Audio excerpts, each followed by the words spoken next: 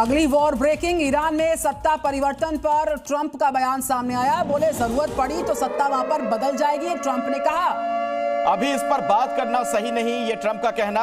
Trump ने दिए हैं सत्ता परिवर्तन के संकेत। हालांकि ये बात तो कह रहे हैं कि अभी वो वक्त नहीं है, तो अभी इस पर बात करना सही नहीं, लेकिन ये बड़ा बयान सामने आया सत्ता परिवर्तन को लेकर ट्रंप का।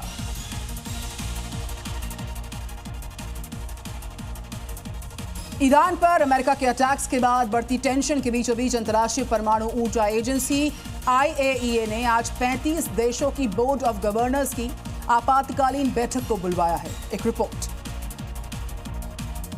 ईरान के परमाणु ठिकानों पर अमेरिकी सेना के हमलों के बाद हालात गंभीर हो गए हैं।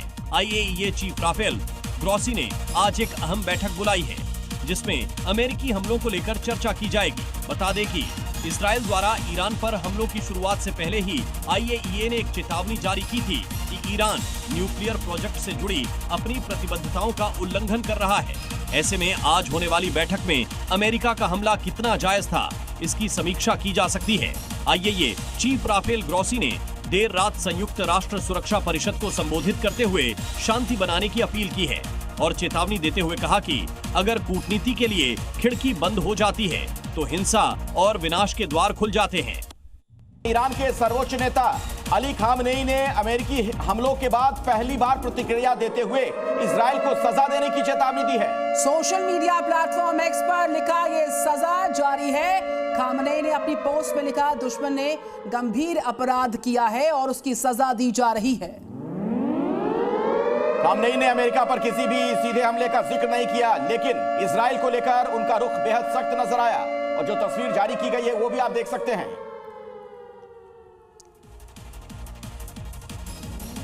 आइए सीधे मैं आपको लिए चलता हूं। ब्रजेश तिवारी हमारे सहयोगी ग्राउंड जीरो से लगातार हर खबर आप तक पहुंचा रहे हैं, उन्हीं से जान लेते हैं कि आज सुबह वहां से क्या और अपडेट है। ब्रजेश, क्या जानकारी वहां से है? और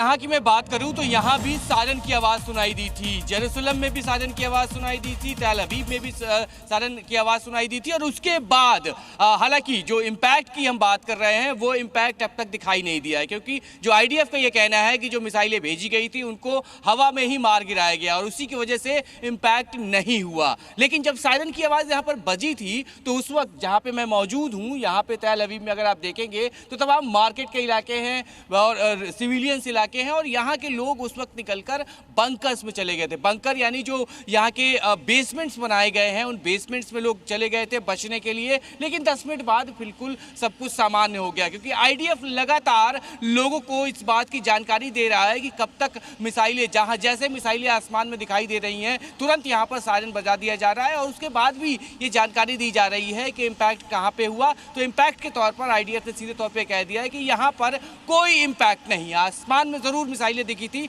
लेकिन उनको आसमान में ही मार गिराया गया। यानी जिस तरीके से ईरान ने कोशिश की इजराइल के इन इलाकों पर हमला करने की और भारी नुकसान पहुंचाने की, अब तक के हिसाब से कहीं नुकसान नहीं हुआ है। क्योंकि कल जो हमने तस्वीरें देखी थी तेल अवीव से तकरीबन 8 से 10 किलोमीटर जो साउथ का इलाका है वहां पर इम्पैक्ट हुआ था, बिल्डिंगों को नुकसान पहुंचाया गया था और वो चूंकि सिविलियंस इलाके थे और बिल्कुल तेल अवीव में ग्राउंड पर कैसे हालात हैं?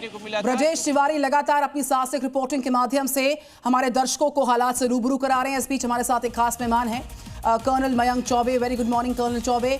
और जिस तरीके से मौजूदा हालात हैं और उन सबके बीचों बीच खामनेई का पहला रिएक्शन सामने आ गया, जो कि मच अवेटेड था अमेरिकी अटैक के बाद। उन्होंने साफ तौर पर कहा कि हम सजा देने की चेतावनी देते हैं और बाकायदा सोशल मीडिया पर आकर लिखते हैं कि ये सजा जारी रहेगी। यानी कि अब पूरा जो वॉर है वो और ज्यादा आने वाले समय में एस्केलेट होगा। कर्नल चौबे जी, जैसा कि आपने बताया है, supreme leader Ayatollah Ali Khamenei का ये बयान जो है वो एक्स पर उन्होंने शाया किया है।